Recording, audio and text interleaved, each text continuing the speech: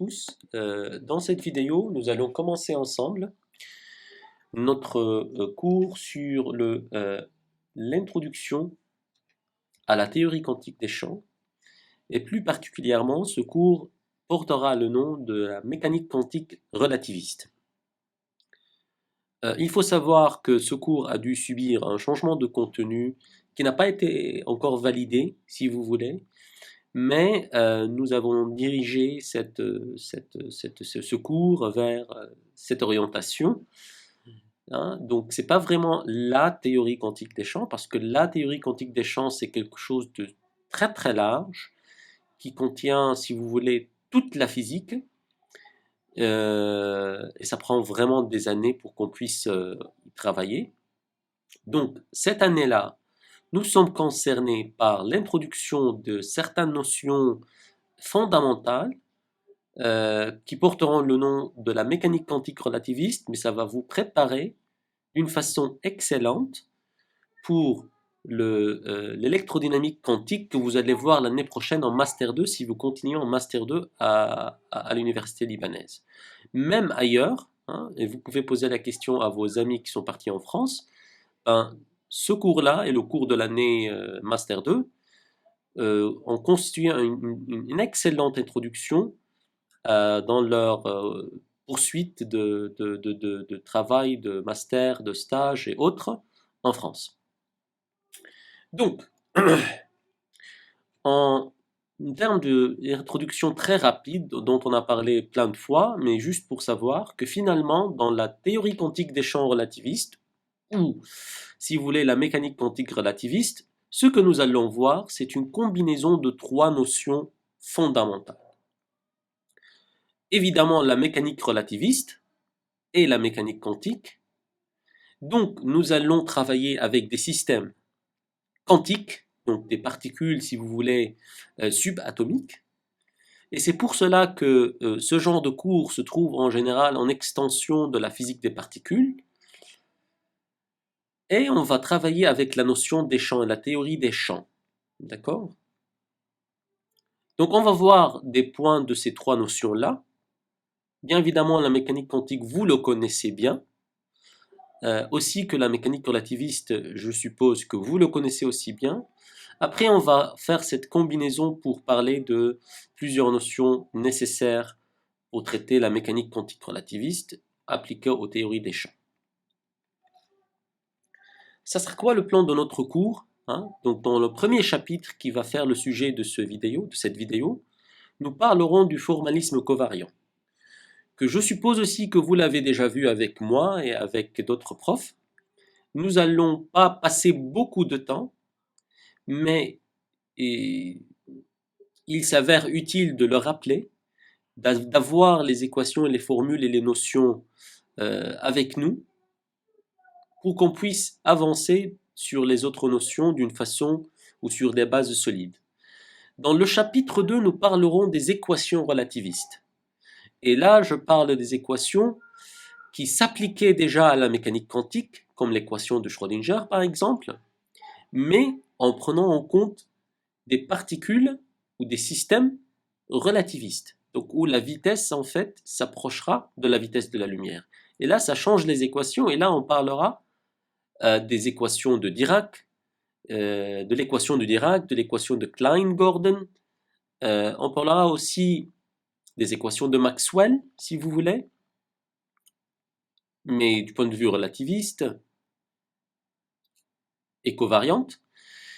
Et nous allons aussi introduire les notions du Lagrangien et de l'Hamiltonien dans la direction du principe de la moindre action. Et le principe du moindre action, ça nous permettra d'étudier les dynamiques des champs. D'accord? Dans le troisième chapitre, nous parlerons des fonctions de Green qui constitueront en fait des solutions de ces équations relativistes. Et finalement, on s'attend à pouvoir passer par la théorie de jauge abélienne. Donc, je sais que ça donne l'air un peu lourd, mais nous aurions suffisamment de temps de passer ces notions avec une très bonne connaissance dont on aura besoin pour les années à suivre. Donc le chapitre 1, le formalisme covariant. Donc comme vous avez probablement vu, je vous ai rédigé en fait un sorte de handout, de petit fascicule qui fait 8 pages ou 9 pages, qui contient toutes ces notions que je vais parler ici dans les slides. D'accord? Donc les slides seront ici pour ceux qui ont eu du mal à pouvoir euh, se rappeler ou prendre en main de nouveau ces notions de formalisme covariant. Donc, le plus particulièrement, nous allons parler du formalisme des quadrivecteurs. Hein, donc, vous le savez bien, là, on vient de le dire, nous allons travailler avec des systèmes quantiques qui ont des vitesses relativistes. Donc, comme vous le savez bien dans ce schéma que j'ai déjà montré avant, là, c'est la cône de la lumière. Et on est en train de le dessiner dans l'espace-temps de Minkowski, c'est-à-dire qu'on a 4 dimensions, ici on voit juste 3, x, y et le temps. En rouge là c'est le temps, c'est c fois t. D'accord? Donc vous voyez bien que lorsque l'espace égale le temps, donc on a ces bisectrices là qui forment le bord de la cône, et ben c'est quand on a des photons. Donc aucune particule ne peut partir à des vitesses plus larges que celles des photons. Donc toutes les particules de l'univers, n'importe quelle particule de l'univers, est contenue dans ce cône de lumière. On appelle ça le cône de lumière. Qu'est-ce qui nous importe? Ce qui nous importe, c'est que puisqu'on a des systèmes quantiques et relativistes, nous allons travailler dans l'espace-temps de Minkowski à 4 dimensions. Et donc chaque point dans cet espace-temps constitue ce qu'on appelle un événement. Pourquoi? Parce qu'elle sera identifiée par 4 composantes, d'accord? L'une des composantes sera temporelle et les 3 autres sont spatiales. Mais d'une façon générale, on va utiliser la notion du quadrivecteur, donc c'est une entité vectorielle, A par exemple, dans l'espace-temps du Minkowski, qui comporte 4 composantes qui seront indiquées avec des indices 0, 1, 2 et 3, qui seront mises soit en haut, et on appelle ça la forme contravariante de cette entité vectorielle, qui s'appelle quadrivecteur, ou la forme covariante, donc où les indices seront mis en bas. Il faut toujours faire attention que quand on parle des quadrivecteurs, les indices ne sont pas des puissances. Donc c'est A indice 1, A indice 2 et non pas A à la puissance 2. Et comme vous le savez aussi, la relation qui lie ces deux formes, covariante et contravariante, c'est que la composante 1, donc la première composante A0, est égale dans les deux cas, alors que les autres composantes sont opposées. Alors pour l'instant, sur ce slide, c'est vraiment très très général. Mais nous allons définir des quadrivecteurs de la même façon, mais de différentes grandeurs physiques. Donc commençons évidemment par un point dans l'espace-temps de Minkowski. Donc c'est l'espace-temps. Donc quand on prend un point, ce point va avoir 4 composantes et on appelle ça la position de cet événement. Donc on a un événement qui se positionne dans l'espace-temps de Minkowski.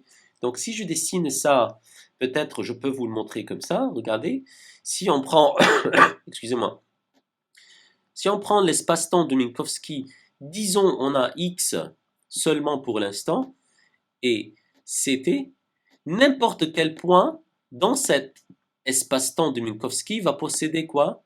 Va posséder, si on prend y et on prend z qu'on ne peut pas voir, disons comme ça, ou ce devrait être inversé, ça ne m'intéresse pas beaucoup. Mais si on prend un point, un événement, donc ça c'est un événement, et bien celui-là va avoir quoi? Va avoir les composantes temporelles, donc ct, x, excusez-moi là c'est écrit que c'est pas très facile, x et y, et éventuellement z qu'on ne voit pas, qu'on ne peut pas en tout cas représenter.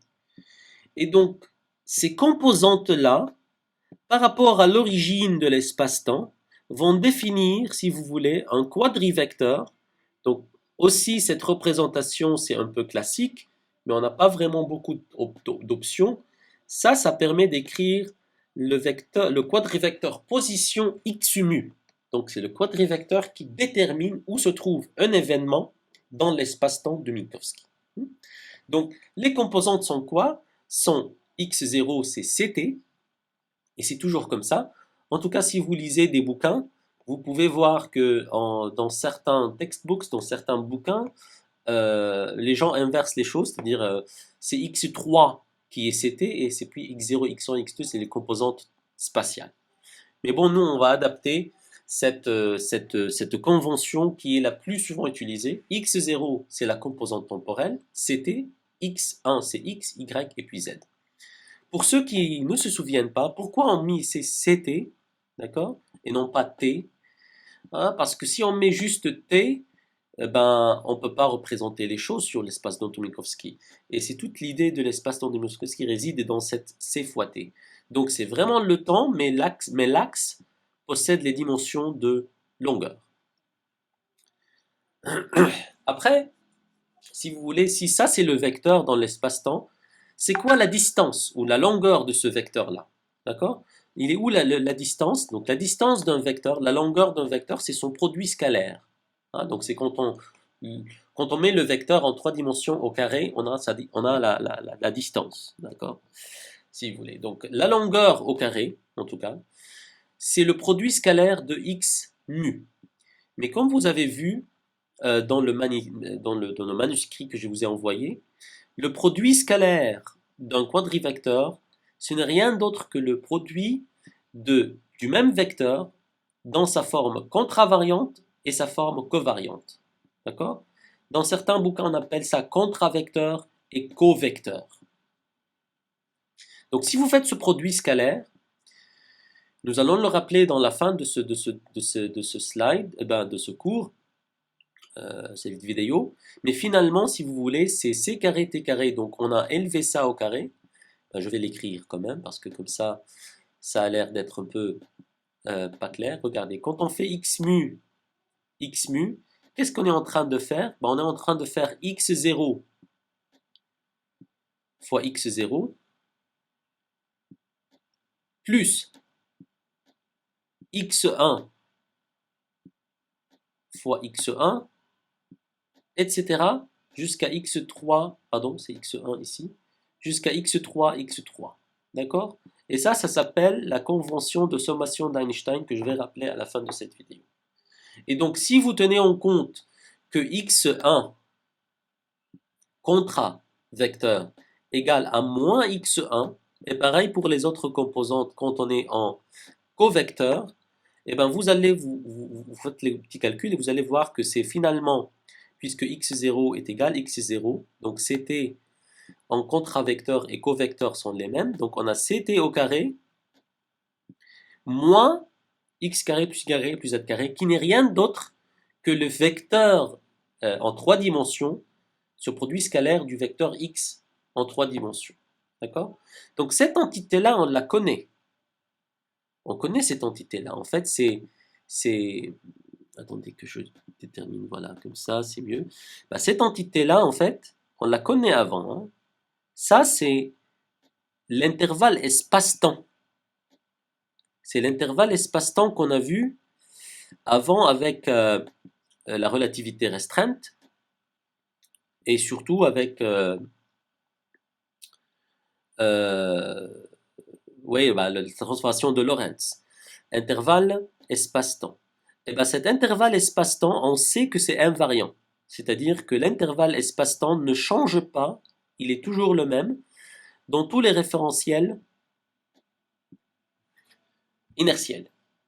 Donc on appelle ça une invariante de Lorentz, c'est-à-dire que ça ne change pas avec la transformation de Lorentz.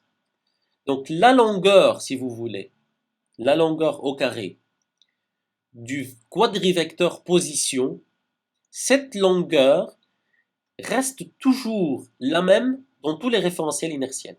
Donc on va voir plus tard que mathématiquement parlant, avec ce formalisme de quadrivecteur, on peut démontrer ce que je viens tout juste de dire. Très bien.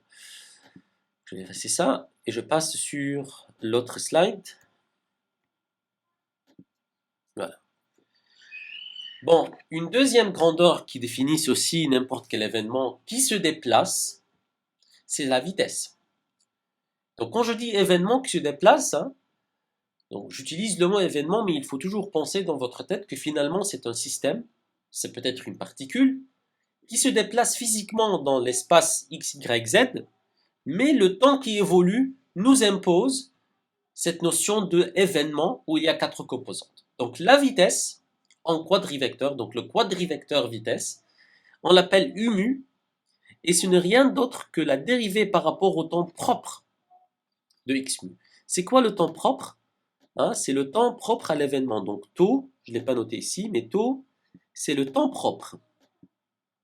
C'est le temps propre de la particule qui se déplace.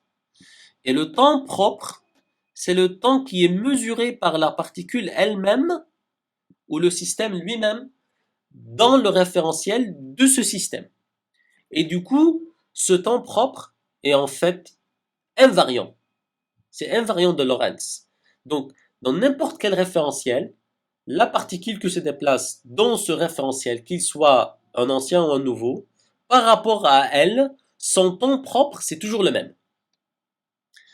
Donc quand on fait ce dérivé-là en tenant compte du fait qu'il y a une relation entre le temps propre et le temps normal, c'est-à-dire le temps dans un référentiel qui ne bouge pas par rapport au référentiel de la particule qui bouge, on peut arriver à facilement à voir que la dérivée dx0 par rapport à dx tau, et ben ça donne tout simplement gamma c. Avec gamma étant quoi? Gamma étant le facteur de relativité, donc c'est 1 sur racine carrée 1 moins V2 sur C2. Avec V, c'est la vitesse du référentiel de la particule ou du système du système qui se déplace par rapport à quoi? Au référentiel qui ne bouge pas. D'accord?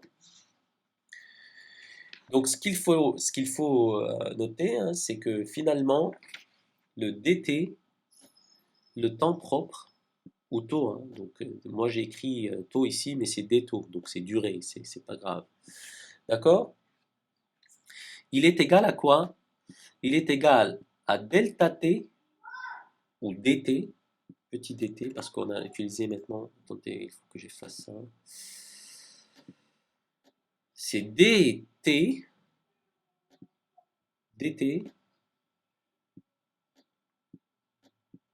sur gamma.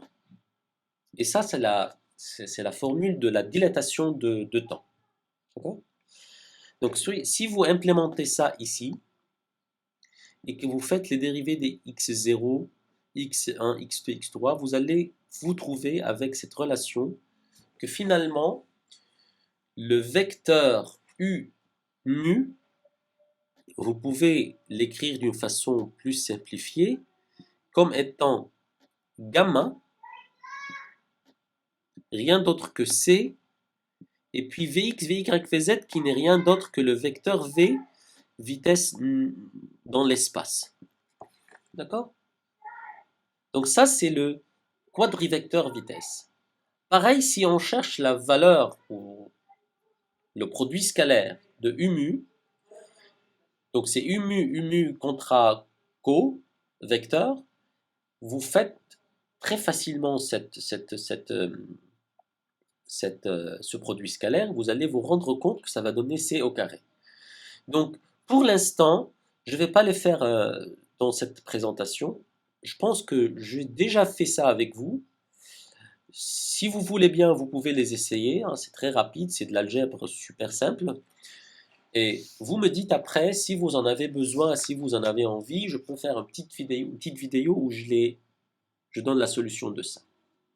Mais ce qui nous importe, c'est que le produit scalaire de ce quadrivecteur est aussi invariant de Lorentz, parce que C, c'est quelque chose qui est invariant dans n'importe quel référentiel inertiel.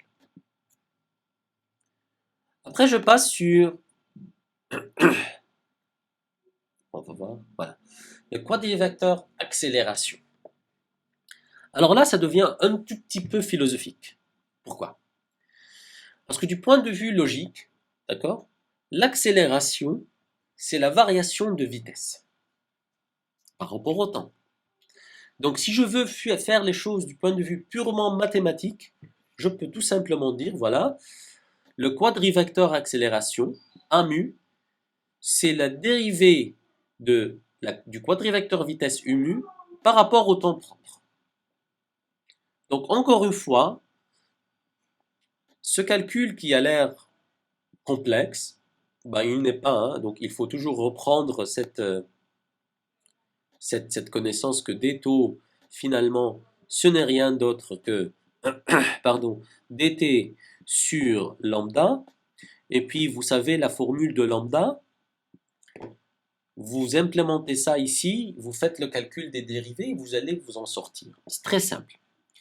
Mais la question, c'est quoi le sens d'un quadrivecteur à accélération quand on parle de référentiel inertiel? Ben, il n'y a pas de sens. Donc, qu'est-ce que ça veut dire il n'y a pas de sens? Ça existe, mais ça ne sera plus des référentiels inertiels. Parce qu'un référentiel inertiel, c'est un référentiel qui bouge à une vitesse constante par rapport à un autre référentiel inertiel. Donc s'il y a de l'accélération, on est sorti en fait de la relativité restreinte et commence à taper à la relativité générale, qui est évidemment pas notre sujet, en tout cas dans ce cours-là, pour l'instant. D'accord? Mais il s'avère utile qu'on sache calculer, si vous voulez, cette accélération. D'accord? Parce que plus tard, on va quand même s'approcher à cette notion quand on parle de la force, d'une façon dynamique. Donc je répète que finalement, ces informations-là, c'est pour l'instant, si vous voulez, c'est des choses que vous pouvez faire le calcul, mais surtout pour l'accélération, vous n'êtes pas vraiment responsable nécessairement de le savoir. Donc je peux classer ça, si vous voulez, sous la catégorie de culture générale. Hein, parce que je sais qu'il y a des gens qui vont se poser la question, eh ben, est-ce qu'on est responsable de trouver ces formules? La réponse est non. Vous n'êtes pas responsable de trouver ces formules. Si vous le faites, c'est bien pour vous. Si vous ne le faites pas, vous êtes tout à fait dans les normes. Ce n'est pas le cas pour le quadrivecteur position et quadrivecteur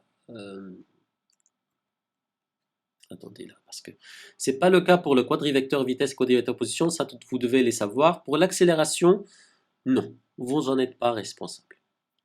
Très bien. Bon, je manipule ici les choses, donc voilà. Maintenant, on vient au truc qui est plus important. Pourquoi c'est plus important?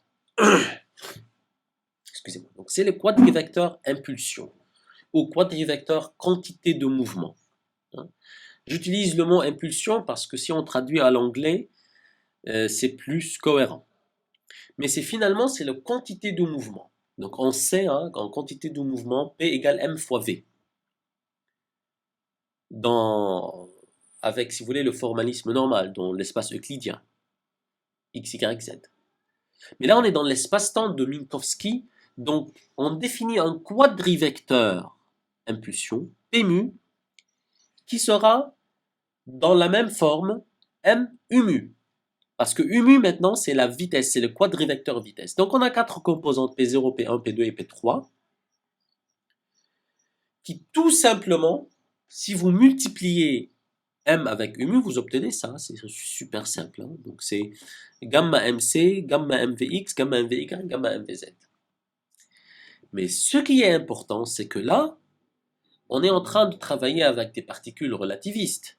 Donc la notion de l'énergie va intervenir dans le quadrivecteur impulsion et c'est ça qui va créer après, comme vous allez voir, toute la notion d'implémenter le formalisme quadrivecteur et mécanique relativiste dans la mécanique quantique.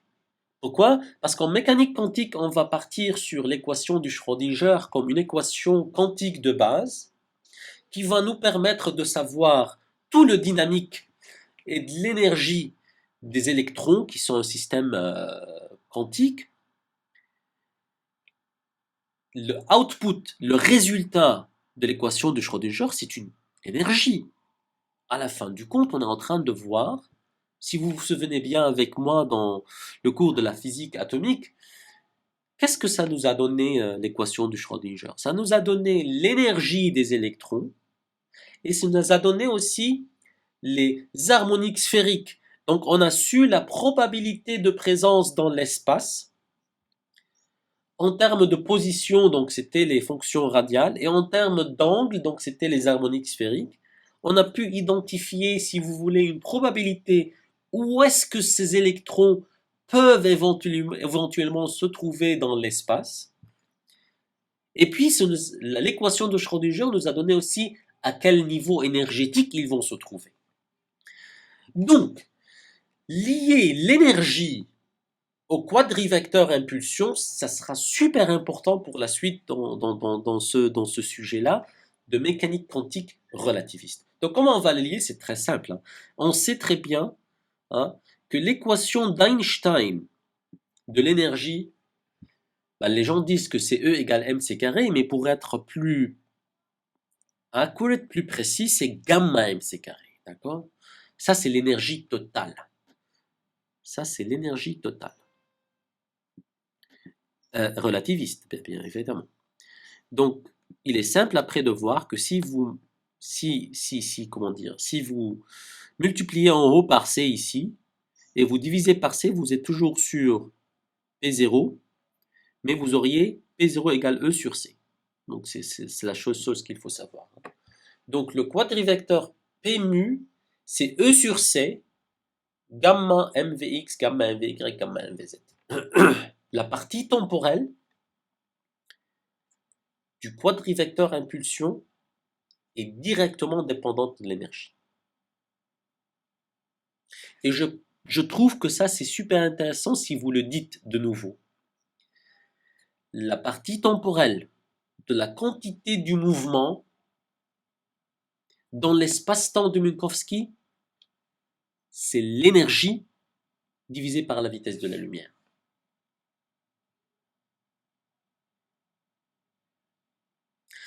Après, si on cherche le produit scalaire du quadrivecteur impulsion, ça va aussi nous servir beaucoup. Et ça nous a servi pour ceux qui ont déjà fait l'année dernière avec moi le fameux cours de l'introduction à physique des particules, qui était courte d'ailleurs l'année dernière. On n'a pas pu vraiment passer beaucoup de choses, mais on a passé quelque chose de très important qui était les variables de Mandelstam, si vous vous souvenez bien. Et dans les variables de Mandelstam, ça on peut l'écrire si vous voulez comme le quadrivecteur P. On peut un tout petit peu changer sa forme pour dire que c'est un quadrivecteur qui est élevé au carré. Donc c'est P mu, c'est le carré du quadrivecteur. Et ça nous donne M2C2, mais en unité naturelle, ce qu'on utilisait dans la physique des particules, c'est égal à M2, M au carré. D'accord? Donc c'est la masse de la particule quantique qui est en mouvement à une vitesse U mu en quadrivecteur au carré. Bien évidemment, c'est une invariance de Lorentz aussi. Évidemment, C au carré, c'est une invariance de Lorentz, mais la masse, c'est aussi une invariante de Lorentz. Et il me semble que j'avais discuté ça avec vous, que la notion du masse est invariante d'un référentiel à l'autre. Donc il est faux, en tout cas, je fais partie des gens qui disent qu'il est faux, des physiciens qui disent qu'il est faux de considérer que la masse change avec la vitesse. La masse est invariante. D'accord? Très bien. Donc ça nous donne le quadrivecteur impulsion. Maintenant, si on passe sur la fameuse transformation de Lorentz, ça aussi on a déjà fait, donc c'est un rappel. Mais je dis encore que je rappelle ça parce que l'année dernière, pas tout le monde a fait avec moi le cours de l'introduction à la physique des particules. J'imagine que cette année, au premier semestre, vous avez déjà pris tout ça, je pense. Mais ça fait toujours bien de faire une petite couche de rappel parce que ça change de style entre les profs déjà. Et puis, ça va me permettre d'être sûr que ce que je vais utiliser dans la suite de mon cours est bien dans la même convention pour tout le monde.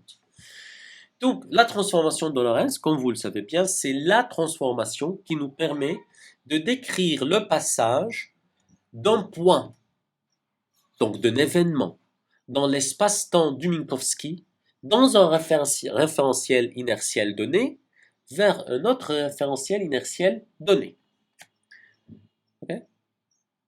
Donc, si je prends un point, donc je parle plutôt, si vous voulez, de du vecteur, du quadrivecteur position. Donc, quand j'utilise x mu, c'est que je suis en train de parler d'un point dans l'espace-temps de Minkowski. Si on a en fait un vecteur S, enfin un référentiel S, excusez-moi là, les dessins c'est pas super. Si on a un référentiel S qui est considéré au repos, et puis on a un autre référentiel S' qui se déplace à une vitesse V par rapport à S, d'accord? S'.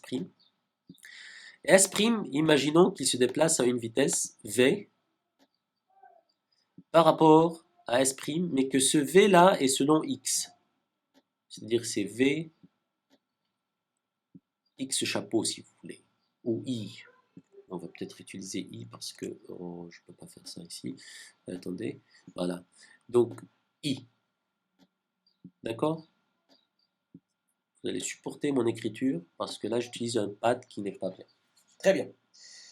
Donc dans ce cas-là, je considère que j'ai un déplacement juste selon l'axe des X, comme c'est la plupart des cas. Si je prends un point dans l'espace-temps de Minkowski ici, eh ben, elle sera vue par un observateur dans le référentiel qui bouge comme ayant les composantes x'0, x'1, x'2, x'3 qui sont liées à x0, x1, x2, x3 par cette matrice. Et ça, c'est la fameuse partie la transformation de Lorentz. Là, j'utilise un terme bêta que je ne définis pas, donc je vais le définir. Bêta, en fait, c'est V sur C. V étant de la vitesse V du référentiel, de la particule, sur C. D'accord? Donc ça vient d'où? Ça vient de la relativité restreinte. Hein. Donc si vous retapez la relativité restreinte et vous regardez les formules de coordonnées, transformation de coordonnées par transformation de Lorentz, vous allez retrouver cette formule. Mais ça, c'est seulement selon x. Donc selon x, y et z, pardon, selon y et z, ça ne change pas. Vous voyez là, on a des 1 ici. Donc x'2 x égale x2, x'3 égale x3, parce qu'on n'a pas de mouvement de déplacement au niveau de ces deux axes-là. On appelle ça un boost. Donc il y a un mot technique, hein, donc vous allez voir ça dans beaucoup de bouquins, un boost. Une transformation de Lorentz, c'est dit un boost.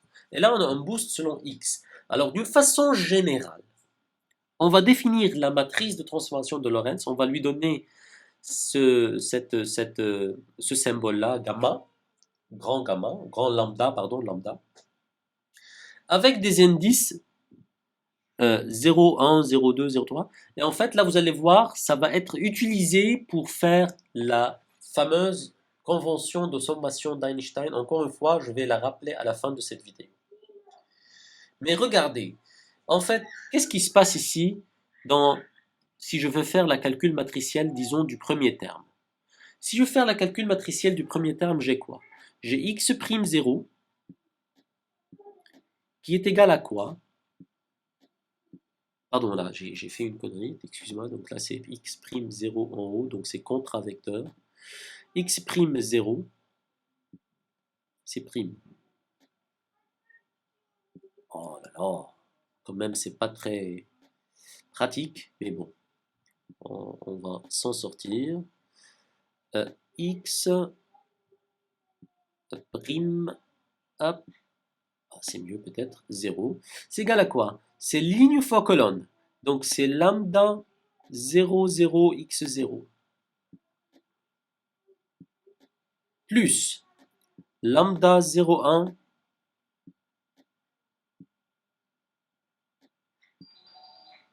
x1, plus lambda 02 x2, lambda 02 x2, plus lambda 03 x3, plus lambda 03 x3. C'est chaud quand même. Très bien. x3 en haut là. Regardez, en fait on a le 0 en haut qui ne change pas, toujours, alors que ici 0, 1, 2, 3 qui change avec les indices de x. Et ça, c'est la sommation d'Einstein qui peut s'écrire comme ça, regardez. Donc si j'ai x'0, ben, ça sera lambda 0, et puis là le mu, ici, va partir en 0, 1, 2 et 3. Et ça, cette expression-là, c'est comme le produit scalaire qu'on a vu tout à l'heure, c'est la sommation d'Einstein. Donc quand on a une indice ou un indice qui se répète en haut et en bas entre deux quadrivecteurs qui se multiplient, ou un tenseur et un quadrivecteur, et ben on fait la sommation d'Einstein en étalant ce symbole-là ou cet indice avec toutes ces valeurs qui sont 0, 1, 2 et 3. D'accord? Et c'est pareil si on fait la forme contravariante, c'est juste que les indices deviennent en bas. D'accord?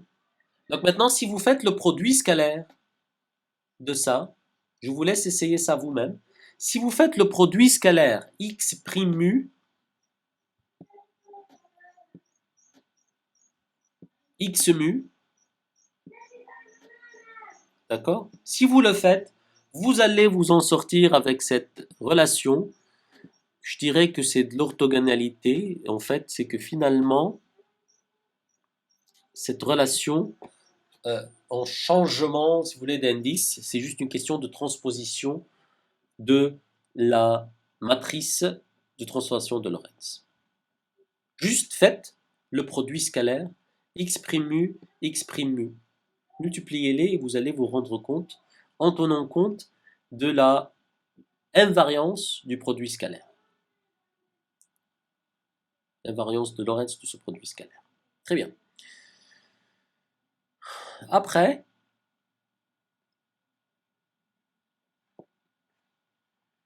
et ben voilà, hein, j'étais en train de le dire, ça, ce slide, ça vous servira comme référence, qui explique tout simplement cette convention de sommation d'Einstein. Donc quand on a un quadrivecteur et qu'on a le même indice en haut et en bas, ça voudra dire, et ça c'est mis par Einstein, au lieu d'écrire tout ça, hein, on met des indices pour dire que quand on fait ça, c'est juste le produit A0, A0, A1, A1, etc., etc.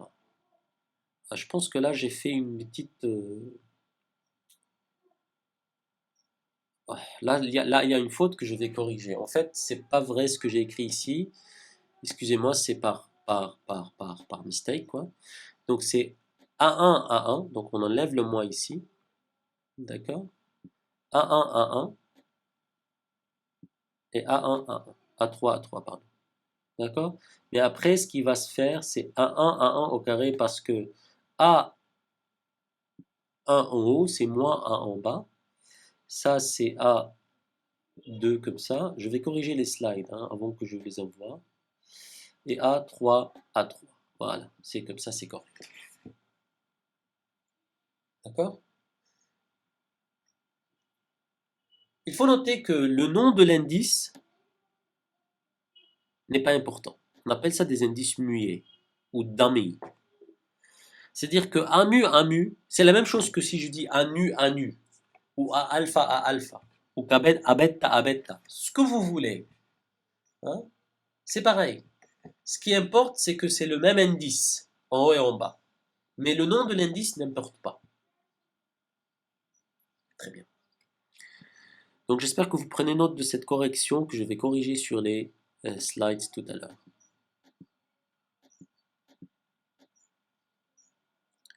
Il faut que j'efface ça, regardez. Voilà, maintenant parce que sinon ça va rester sur les autres slides. L'une des dernières choses qu'on va utiliser comme terme que vous connaissez déjà avant, je pense, on définit le symbole de Kronecker. Donc le symbole de Kronecker, c'est une fonction delta, hein. Mais on l'appelle symbole de Kronecker parce qu'on lui ajoute les mu et les nu pour l'utiliser dans le formalisme covariant.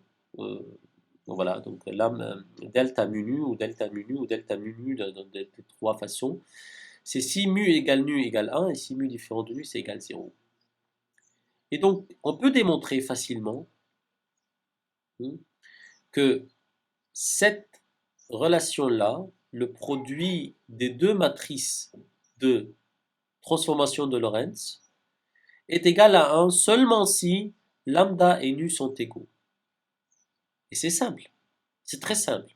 Pourquoi? Parce que tout simplement, vous avez déjà vu que lambda mu nu est égal en fait au transverse de lambda nu mu.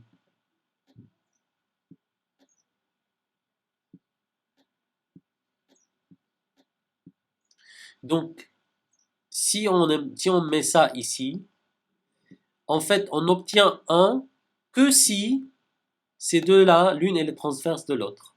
Donc, quand mu égale nu. Rho égale nu, sorry. D'accord? C'est tout. Mais qu'est-ce que ça veut dire, en fait, que la transformation de Lorentz produit ou multipliée par son transverse? Pourquoi c'est égal à 1? Parce que physiquement parlant, on est en train de partir d'un repère S vers un repère S' avec la première transformation de Lorentz. Et la transposer, en fait, ça nous amène de S' vers S de nouveau. Donc on n'a pas bougé. Donc les coordonnées ne bougent pas. D'accord? C'est ça la façon physique de voir les choses. Après, on définit ce qu'on appelle le métrique de Lorentz. C'est un tenseur ou c'est une matrice. Attendez que je prends, voilà. G mu nu égale G mu nu, qui est défini comme ça. Si mu égale nu égale 0, l'élément est égal à 1.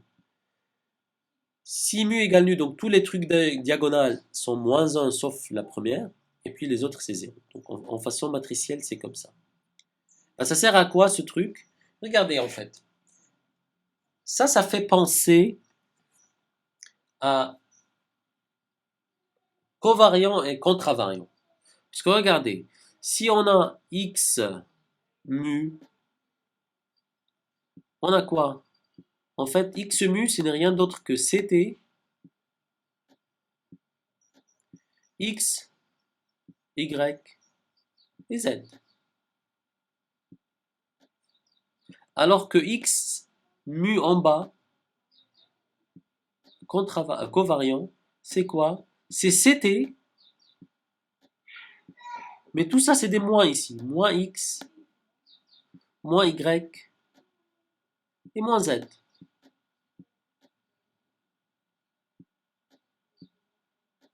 D'accord? Et bien regardez. En fait, si vous mettez cette matrice entre les deux là, vous allez voir que le premier terme va vous faire multiplier ct ici et ça va vous donner ct ici. Et les autres termes diagonales vont multiplier les x, y et z chacun ici et il va vous les donner moins x, moins y, moins z. Qu'est-ce que ça veut dire? Ça veut dire que si je multiplie ce métrique g mu nu avec x mu, ça va me le transformer en ce format covariante. X nu. D'accord? Donc le nom des indices nu et mu, c'est juste pour dire qu'ici on a la multiplication d'Einstein. D'accord? Donc qu'est-ce que ça veut dire? Donc ça veut dire que le métrique de Lorentz, ça nous permet de baisser ou de hausser, ça dépend si on part dans l'autre sens. Moins, ça redonne plus. Ça soit de baisser, soit de hausser les indices des quadrivecteurs. Hein? Pas seulement d'un quadrivecteur position, mais de n'importe quel quadrivecteur. Donc si on fait deux successions de métriques qui multiplient x lambda et x bêta, ben on va revenir à x mu, x nu. Hein? Pareil. Voilà. Très bien.